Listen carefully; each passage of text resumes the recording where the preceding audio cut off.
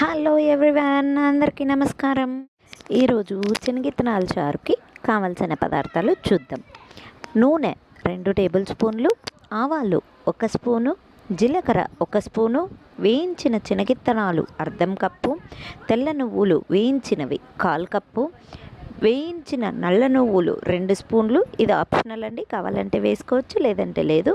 ఉప్పు తగినంత, బెల్లం 1 చిన్న ఉంట, మిరపకాయలు 4, కొత్తిమీర కొద్దిగా, టమోటాలు 2, ఎర్రగడ్డ 1, పసుపు చిటికెడు, ధనియాల పొడి 1 స్పూన్, కారం 2 స్పూన్లు, నీళ్లు 4 గ్లాసులు.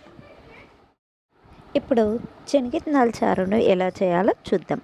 అందుకోసం ముందుగా వేయించిన శనగిత్తనాలను, నల్ల నువ్వులను, తెల్ల నువ్వులను మిక్సీలో వేసి గ్రైండ్ చేసి పౌడర్ లాగా చేసుకుని పక్కన పెట్టుకోవాలి.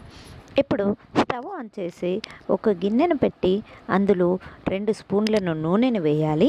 నూనె బాగా వేడయిన తర్వాత అందులో ఆవాలు జీలకర్ర వేసి చిటపటలాడేలాగా వేయించాలి. తర్వాత కరివేపాకును అలాగే ఎండుమిరపకాయలను వేసి బాగా మగ్గించాలి. తర్వాత మనం కట్ చేసి పక్కన పెట్టుకున్న ఎర్రగడ్డను వేసి ఎర్రగడ్డ బాగా మగ్గిన తర్వాత అందులోకి టమోటా ముక్కలను వేసి వేయించాలి. ఇప్పుడు రుచికి సరిపడా ఉప్పును వేసి మరి వేయించాలి.